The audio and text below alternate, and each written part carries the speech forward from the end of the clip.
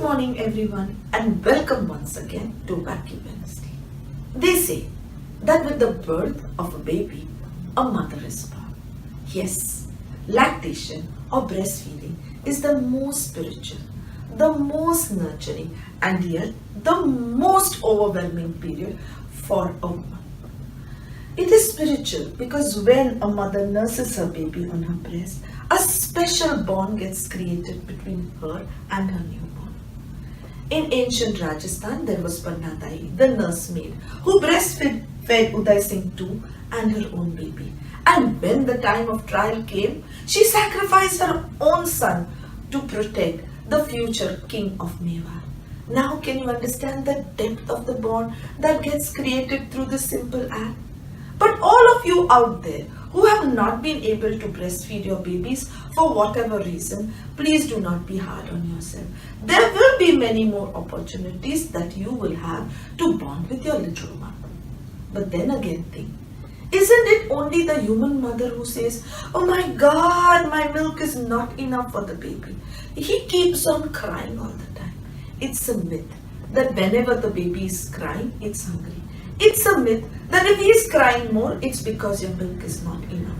If you want to know why your baby cries, do follow us on Nature Nurture Singapore, our Facebook page. We have created enough and more videos along the same lines. Now let us pause and think. Have you ever heard a cow, a buffalo, an elephant, a whale, a giraffe ever say that my milk is not enough for my babies? The poor cow feeds its own babies and the remaining milk is stolen from her by the greedy humans. And then think again. A mother's milk is a special mammalian secretion produced by every species for its own offspring. So a cow's milk content is going to be different than a human milk content. A cow's baby calf comes out of the mother's womb and jumps here and there. A human baby takes 10 months to even start walking. Wouldn't their ingredients be different? Then is it surprising that we have mothers complaining, "Oh my God, it's a terrible truth. My child is so adamant like a bull." Whose fault it is? Which milk did we give him? Then is it surprising? On that point, think again. Breastfeeding happens more here. It is your conviction on the goodness of your milk for your own baby. It is also how often your baby suckles at your breast. It is a demand and supply process. The more the demand, the more the supply. Your body is fine-tuned to your baby. Your baby and you are literally like two tuning forks. If you're going to be overwhelmed, if you're going to be all over the place, of course your breastfeeding is not going to be natural. It's not going to be initiated. On that point, let me remind you, whatever you eat goes through you to your baby. So if your baby has given you a sleepless night, think again. Did you have coffee? Well, then the caffeine went into the baby and the baby is going to behave like an owl. It's all what you do that reflects on your baby. Also, the rudimentary taste buds are developing. So if you want to have a less fussy eater, you be a less fussy mother. As simple as that.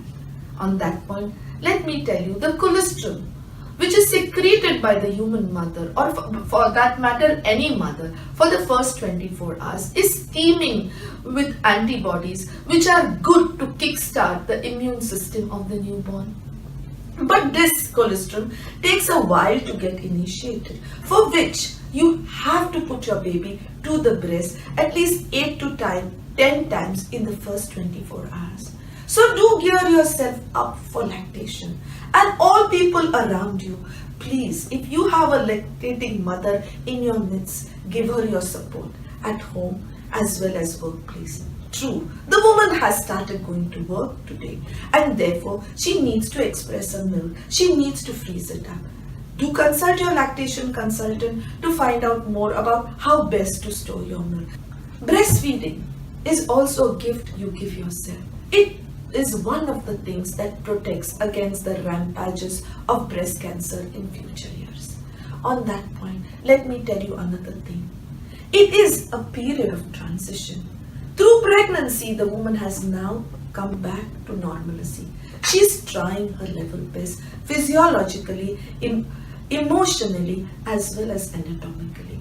It is a transition period for the newborn who was inside this beautiful cozy place for 9 months and is now learning new things every day. It is an overwhelming time. She needs your support because then arrives the baby blues or the postpartum depression. Postpartum depression is a reality. Yes, it is not just because of the overwhelming circumstances, it is also because of the up and down of the hormone. So, dear friends, give your lactating friends and mothers a lot of support. They need it. Otherwise, one postpartum depression moves into another and to another. We brush it aside saying that she is just touchy and overwhelmed because she has given birth. No. She could be suffering. She might need help from a good health consultant, from a good health coach, from a good person who understands what she's going through. On that point, how can you take care of yourself to keep the baby blues away? Well, omega-3 through walnuts, flaxseed, soybean, sprouted beans, mung beans, green beans, red beans, fresh juicy fruits, citrus fruits, melons, and long walks in the early morning sun. But don't forget to take your baby with you because your baby too needs the fresh sunlight to keep the neonatal jaundice away. Now, do you understand? Lactation is beautiful if you handle it beautifully. On that point, thank you and have fun breastfeeding your baby.